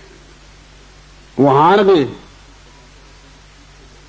और विजय का प्रतीक बताते रहते हैं जो पीछे ना समझ अभी और दौड़ रहे हैं। अगर दुनिया के सभी सफल लोग ईमानदारी से कह दें कि उनकी सफलता से उन्हें कुछ भी ना मिला है, तो बहुत से व्यर्थ सपनों की दौड़ बंद हो जाए। लेकिन ये उनके अहंकार के विपरीत है कि वो कहें उन्हें कुछ भी नहीं मिला। पीछे तो वो यही बताते रहते हैं कि उन्होंने परम आनंद पा लिया है। वो जिसकी पूंछ कट गई हो, वो दूसरों की पूंछ कटवाने का इंतजाम करता रहता। अन्यथा पूंछ कटा अकेला होगा तो बड़ी गिलानी होगी। सबकी कट जाए।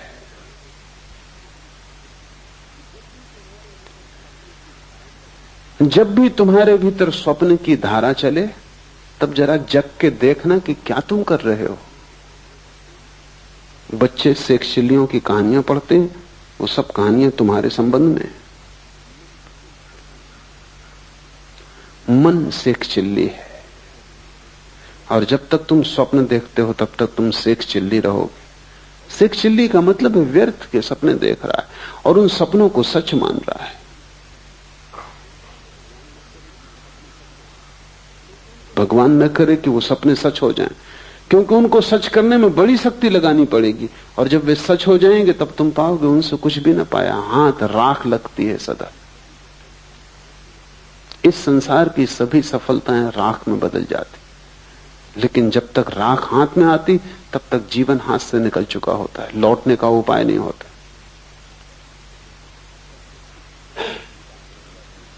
और तब तो सिर्फ छिपाने की बात रह जाती है कि लोगों से छिपा लो कि तुम्हारा जीवन व्यर्थ नहीं गया, तुम बड़े सार्थक हो गए हो, तुमने कुछ पा लिया है। विकल्प ही स्वप्न है, इन विकल्पों को शक्ति मत देना। और जब भीतर स्वप्न चले तब हिला के अपने को जगा लेना और स्वप्न को तोड़ देना जितने जल्दी हो सके। मंत्र उपयोगी हो सकता है स्वप्न को तोड़ने में। मंत्र के संबंध में हम आगे विचार करेंगे, कैसे मंत्र कारगर हो सकता है। मंत्र निश्चित ही स्वप्न को तोड़ देता है।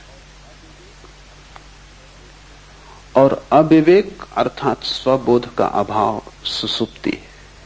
और जहां सभी कुछ खो जाता है, कोई विवेक न रह जाता, कोई होश नहीं रह जाता, न बाहर का कोई होश न भीतर का कोई होश, जहां तुम सिर्फ एक चट्टान की भांति हो जाते हो गहन तंद्रा में। लेकिन तुम देखो कि तुम्हारा जीवन कैसा उपद्रव होगा, क्योंकि जब भी तुम गहरी तंद्रा में हो जाते हो तभी सुबह उठ के तुम कहते हो कि रात बड़ी आनंददायी नींद आई। थोड़ी देर सोचो कि तुम्हारा जीवन कैसा नरक होगा कि तुम्हें सिर्फ नींद में सुख आता है। बेहोशी में भर सुख आता है, बाकी तुम्हारा जीवन एकदम दुख ही दुख है। अच्छी नींद आ जाती तो तुम कहते हो काफी हो गए, और नींद का अर्थ है बेहोशी। लेकिन ठीक ही है, तुम्हारे लिए काफी हो गया, क्योंकि तुम्हारी पूरी जिंदगी सिर्फ चिंता, तनाव, बेचैनी के अतिरिक्त और कुछ भी नहीं। उसमें तुम आराम कर लेते हो थोड़ी देर के लिए तो तुम समझते हो सब पा लिया, जबकि वहां कुछ भी नहीं है। नींद का अर्थ है कि जहां कुछ भी नहीं, न बाहर का जगत है न भीतर का जगत है, जहां सब अंधकार में खो गया। हाँ, लेकिन विश्राम मिल जाता है। विश्राम लेके भी तुम क्या करोगे? सुबह तुम फिर उसी दौड़ में लगोगे। विश्राम से जो शक्ति तुम्हें मिलती है तुम उसे नए तनाव बनाने में लगाओगे, नई चिंताएं डालोगे। रोज तुम विश्राम करोगे और रोज तुम नई चिंताएं डालोगे। काश तुम इतनी सी ही बात समझ लो कि नींद में जब इतना आनंद मिलता है, बेहोश तंद्रा में जब इतना आनंद मिलता है, क्यों? क्योंकि वहां कोई तनाव नहीं, वहां कोई चिंता नहीं, वहां तुम भूल गए सब उपद्रव। अगर बेहोशी में भी उपद्रव भूल के इतना आनंद मिलता है तो तुम सोचो, जिस दिन उपद्रव खो जाएंगे और तुम होश में रहोगे, उस दिन कैसा आनंद तुम्हें उपलब्ध हो सकेगा। उसे हमने मोक्ष कहा है, वो निर्वाण है, वो ब्रह्मानंद है। नींद में इतना मिल जाता है क्योंकि उपद्रव नहीं दिखाई पड़ते। तो जब उपद्रव सच में ही खो जाते हैं, तनाव सच में ही विसर्जित हो जाते हैं, और तुम 24 घंटे उतने विश्राम में रहने लगते हो जैसी गहरी निद्रा में कभी कभी कोई व्यक्ति पहुंचता है, जब वैसी 24 घंटा सतत तुम्हारी शांत स्थिति बनी रहती, तब तुम्हें कैसे आनंद के राज्य का अनुभव नहीं होगा।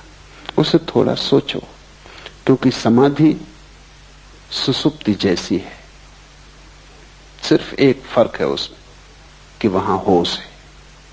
तुरीयावस्था सुसुप्ति जैसी है, सिर्फ एक फर्क है कि वहां प्रकाश है और सुसुप्ति में अंधकार है। समझो कि तुम्हें एक स्ट्रेचर पर बेहोश अवस्था में इस बगीचे में लाया जाए, सूरज की किरणें तुम्हें छुएंगी, क्योंकि सूरज की किरणें बेहोश नहीं, बेहोश तुम हो। हवाओं के झोंके तुम्हारे ऊपर से गुजरेंगे, हल्की थपकियां देंगे, क्योंकि वे बेहोश नहीं, बेहोश तुम हो। फूल की पखरियों से गंध तुम्हारे नासापुटों तक आएगी, क्योंकि फूल बेहोश नहीं, बेहोश तुम हो।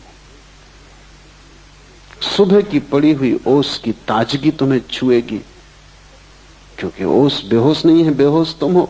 सब घटित होगा, लेकिन तुम्हें कुछ भी पता नहीं। 2 घंटे बाद जब तुम होश में आओगे, तुम कहोगे बड़ा विश्राम था। इस विश्राम में उस ओस का भी दान होगा, फूल की गंध का भी, सूरज की किरण का भी, हवा के झोंकों का भी, लेकिन उनका तुम्हें कुछ भी पता नहीं। तुम बेहोश थे, तब भी तुम लौट के होश में आके कहते हो बड़ा सुख आया।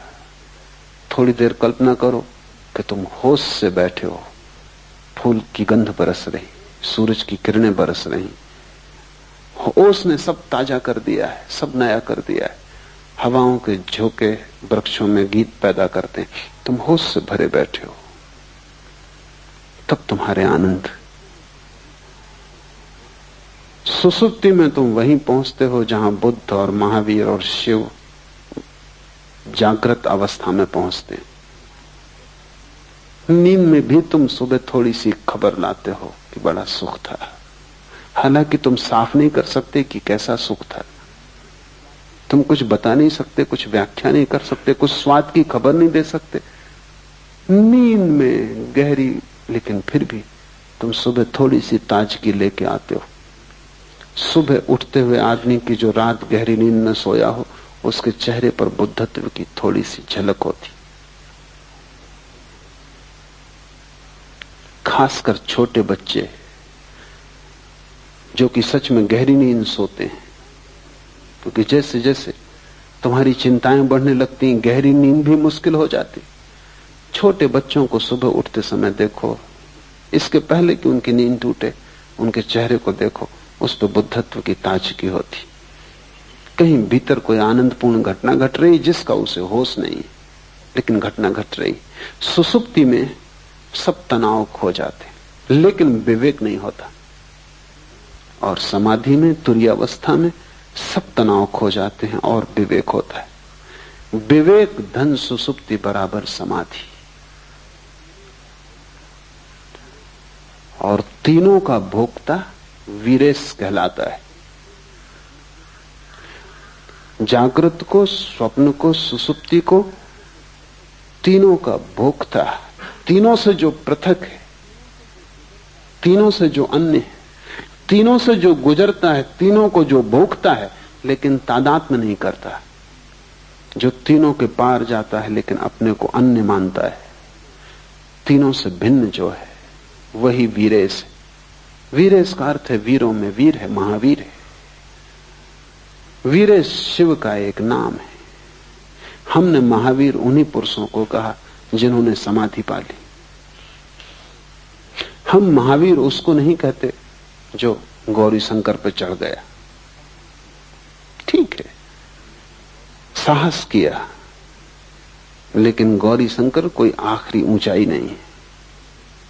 हम महावीर उसको भी नहीं कहते जो चांद पर पहुंच गया। साहस किया, लेकिन चांद पर पहुंचना कोई आखिरी मंजिल नहीं। हम तो वीरेश उसे कहते हैं, महावीर उसे कहते हैं जिसने आत्मा को पा लिया, जिसने परमात्मा को पा लिया। क्योंकि परमात्मा से और ऊंचा गौरी शंकर कहां, और परमात्मा से और आगे मंजिल कहां। जिसने आखिरी पा लिया, हम उसी को महावीर कहते हैं। उससे कम पर हम राजी नहीं है, क्योंकि चांद पे पहुंच के क्या होगा। चांद पे पहुंच के सिर्फ और आगे पहुंचने के रास्ते खुलते हैं। अब मंगल पे पहुंचना होगा। मंगल पे पहुंच के क्या होगा, अनंत विस्तार है। हम महावीर उसे कहते हैं जो वहां पहुंच गया जिसके आगे अब पहुंचने को कोई जगह न बची। और क्यों कहते हैं महावीर उसे? क्योंकि उससे बड़ा कोई दुस्साहस नहीं। स्वयं को पा लेने से बड़ा कोई दुस्साहस नहीं, उससे बड़ी कोई साहसिक अभियान नहीं है। क्योंकि उसके मार्ग पर जितनी कठिनाइयां हैं उतनी कठिनाइयां किसी मार्ग पर नहीं। उस तक पहुंचने में जितनी तपश्चर्या से तुम्हें गुजरना पड़ेगा और कहीं पहुंचने में वैसी तपश्चर्या से नहीं गुजरना पड़ता। स्वयं की यात्रा सबसे दुर्भर यात्रा है। वो खडक की धार है। शायद इसीलिए तुम स्वयं से भागे हुए हो और संसार में अपने को यहां वहां उलझा रहे हो। शायद इसी कारण आत्मज्ञान की बात मन को पकड़ती भी है, फिर भी तुम हिम्मत नहीं जुटाते। कहीं कोई डर पकड़ लेता है। कठिन है, अकेले जाना होगा। सबसे बड़ी कठिनाई तो यह है कि दुनिया में सब जगह तुम किसी के साथ जा सकते हो, सिर्फ एक जगह है जहां तुम्हें अकेले जाना होगा।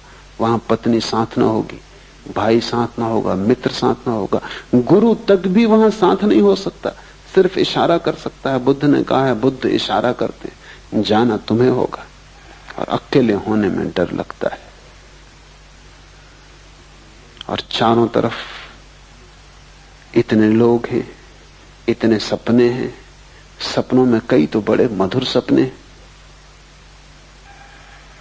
उनमें बड़ा रस है। उन सबको तोड़कर, इस सब सपने के जाल को गिराकर सत्य की यात्रा पर थोड़े से दुर्लभ लोग निकलते हैं। उनमें से भी बहुत से बीच यात्राओं से वापस लौट आते। लाखों में एक उस यात्रा पर जाता है, क्योंकि बड़ी कठिन है। और लाखों जाते हैं, उनमें से कोई एक पहुंच पाता है। इसलिए हमने उस अवस्था को वीरेश कहा है। तीन के पार जो चौथा तुम्हारे भीतर छिपा है वही गौरी शंकर है, वहीं पहुंचना है। और पहुंचने का रास्ता यह है कि तुम जागने में और जागो।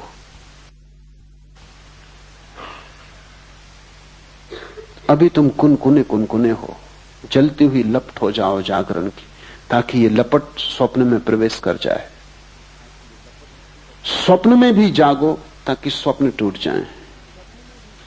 स्वप्न में इतने जागो कि जागने की एक किरण सुसुप्ति में भी पहुंच जाए। बस जिस दिन तुम सुसुप्ति में दिया लेके पहुंच गए, तुमने वीरेश होने का द्वार खोल लिया, तुमने मंदिर पर पहली दस्तक दी। अनंत आनंद है, लेकिन बीच का मार्ग चलना ही पड़े, कीमत चुकानी ही पड़े। और जितना बड़ा आनंद पाना हो उतनी बड़ी कीमत चुकानी पड़ेगी। सस्ता कोई सौदा नहीं हो सकता। बहुत लोग सस्ते सौदे की कोशिश भी करते हैं, बहुत लोग शॉर्टकट खोजते हैं। उनको शोषण करने वाले गुरु भी मिल जाते हैं जो कहते हैं कि बस इससे सब हो जाएगा, कि तुम ये ताबीज बांध लो, कि तुम मुझ पे भरोसा रखो, बस कि तुम दान कर दो, पुण्य कर दो, कि तुम मंदिर बना दो। ये सब सस्ती बातें हैं, इनसे कुछ हल होने वाला नहीं। इनसे सिर्फ तुम धोखे में पड़ते हो। यात्रा करनी ही पड़ेगी।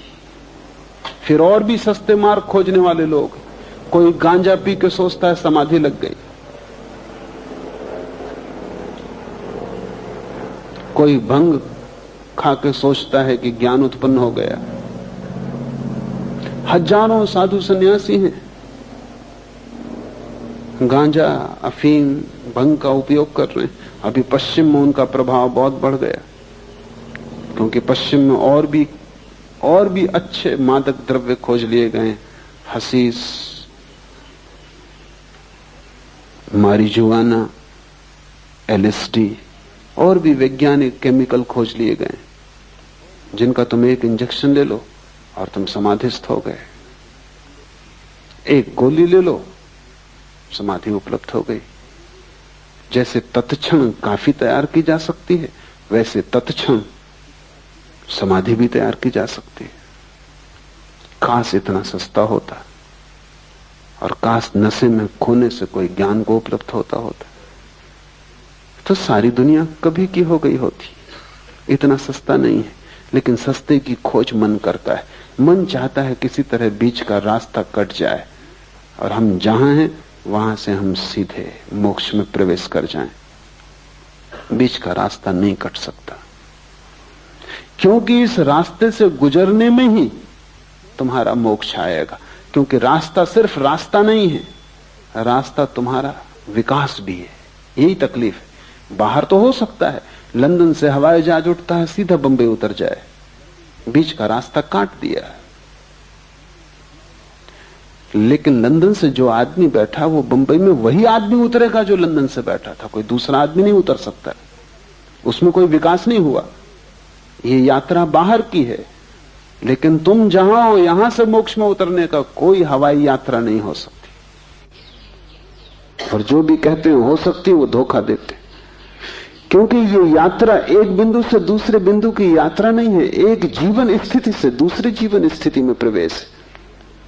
बीच के मार्ग से गुजरना ही होगा, क्योंकि उस गुजरने में ही तुम निखरोगे, जलोगे, बदलोगे। उस गुजरने की पीड़ा से ही तुम्हारा विकास होगा। वो पीड़ा अनिवार्य है, उस पीड़ा से गुजरे बिना कोई वहां नहीं पहुंच सकता। और तुमने अगर कोई संक्षिप्त रास्ता खोजा तो तुम सिर्फ अपने को धोखा दे रहे हो। पश्चिम में संक्षिप्त की बड़ी तलाश है, इसलिए महेश योगी जैसे व्यक्तियों का बड़ा प्रभाव है। उस प्रभाव का कुल कारण इतना कि वो कहते हैं कि हम जो कह रहे हैं ये जेट स्पीड है।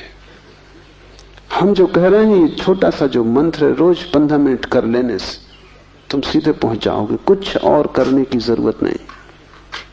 न तुम्हारे आचरण को बदलने की जरूरत है, न तुम्हारे जीवन को बदलने की जरूरत है, न तुम्हें कुछ खोना है बाहर की दुनिया में, कुछ करना नहीं है, बस तुम्हें बैठ के 15 मिनट विश्राम करके ये मंत्र का जाप कर लेना। बस ये मंत्र सब कुछ है। मंत्र कीमती चीज है पर सब कुछ नहीं। और मंत्र से सपने काटे जा सकते हैं, सत्य नहीं मिलता। सपना काटना सत्य के मिलने के मार्ग पर एक हिस्सा है। लेकिन मंत्र कोई दोहरा के कोई समझता हो कि सब हो गया, कि कोई माला फेर के समझता हो कि सब हो गया, तो वो बचकाना है। वो भी योग्य भी नहीं है, समझ के भी योग्य नहीं, पहुंचने की तो बात दूर है। दूभर है मार्ग, उस दूभर से गुजरना होगा। और इसलिए ये सूत्र कहता है उद्यम चाहिए, इतनी महान प्रयत्न करने की आकांक्षा चाहिए, अभीप्सा चाहिए कि तुम अपने को पूरा दांव पर लगा दो। मोक्ष खरीदा जा सकता है, लेकिन तुम अपने को पूरा दांव पर लगा दो तो ही, इससे कम में नहीं चलेगा। कुछ और तुमने दिया वो देना नहीं है, वो कीमत नहीं चुकाई तुमने।